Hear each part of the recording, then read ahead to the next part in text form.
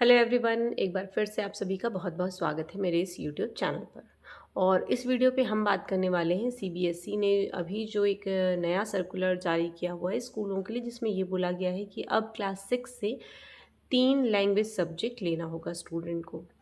तो खैर इस पे जो नया है वो यही कि ये जो बच्चे आज 6 में हैं मीन्स, और ये जाएंगे 7 में, फिर 8 में, फिर 9 में। तो जब ये किसी सीबीएसई स्कूल के 9 क्लास को जाएंगे तो उस वक्त भी इनको 3 लैंग्वेज सब्जेक्ट लेने होंगे।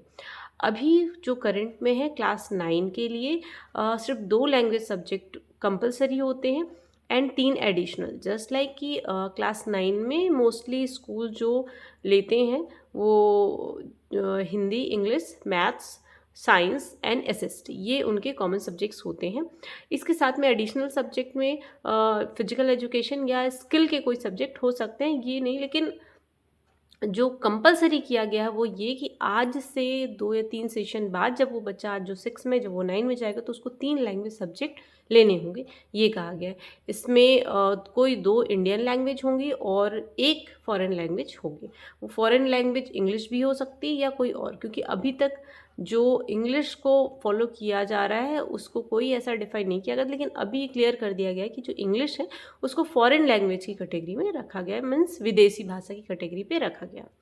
ओके, सो अभी जो कई लोगों को जो पेरेंट्स हैं उनको ऐसे नोटिफिकेशन देख के डाउट किया आ रहा होगा कि ये 3 लैंग्वेज पॉलिसी मतलब क्या। तो मैं ये एक चीज़ क्लियर करना चाह रही हूँ कि बहुत से ऐसे स्कूल हैं जहाँ पर क्लास 6 से लेकर 8 तक में हिंदी, इंग्लिश और थर्ड लैंग्वेज पर संस्कृत ली जाती है। इसमें हिंदी और संस्कृत इंडियन लैंग्वेज है, जबकि इंग्लिश जो है वो फॉरेन लैंग्वेज है। तो ऑलरेडी स्कूलों में 6 से 8 तक ये लैंग्वेज चल ही रही है। इसलिए ये 3 चीज़ें means vocational subject, art integration और फिजिकल हेल्थ या हेल्थ एजुकेशन, इस चीज़ों को कंपलसरी किया गया है। या लेकिन ये जो सब्जेक्ट है ये जो मेन सब्जेक्ट या कोर सब्जेक्ट्स हैं उनसे हट कर रहेंगे, लेकिन बच्चे को पढ़ाने होंगे ये चीज़ें। और जो लैंग्वेज वाली चीज़ें हैं, चूँकि जो नॉर्थ इंडिया के मैक्सिमम स्कूल 3 लैंग्वेज चलाते ही हैं 6 to 8 में, बस ये है कि अब इसको 9 ऑनवर्ड भी किया जाएगा। और साथ में जो बच्चे इस साल 9th में जा रहे हैं तो उनके लिए जो नया वो है, क्योंकि 9th का भी सिलेबस अपडेट किया हुआ है सीबीएसई ने। तो 9th में जो साइंस, क्योंकि अभी तक जो था पिछले 2-3 सालों से मैथ्स में एक ऐड किया गया था कि स्टैंडर्ड मैथ्स और बेसिक मैथ्स किया गया था। मैथ्स जो बुक थी वो वही रहेगी, बस उसमें कुछ चैप्टर्स को और कुछ टॉपिक्स को डिफाइन किया गया था कि जो ज़्यादा डिफ़िकल्ट लेवल पे हैं या थोड़ा सा जो इनको आगे फ्यूचर में मैथ सब्जेक्ट ही पढ़ना है वो मैथ्स स्टैंडर्ड चूज़ करें। और जिनको आगे मैथ्स लेने में इंटरेस्ट नहीं है, कुछ और कैरियर ऑप्शन लेना चाहते हैं, वो बेसिक मैथ्स स्टडी कर सकते हैं। सेम अभी ऐसा ही साइंस सब्जेक्ट के साथ किया गया है इस सेशन से, जिसमें साइंस को भी बेसिक साइंस और स्टैंडर्ड साइंस में डिवाइड किया गया है।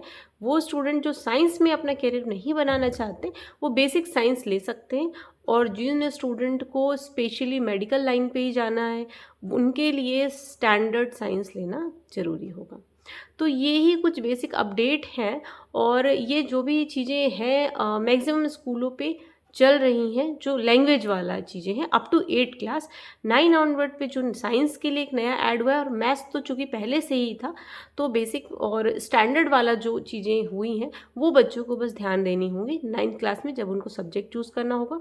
और साथ में जो लैंग्वेज वाला है, लैंग्वेज वाला जो सब्जेक्ट है वो उनको कंपलसरी होगा। थर्ड लैंग्वेज वाला जो पोर्शन है वो कंपलसरी होगा कब?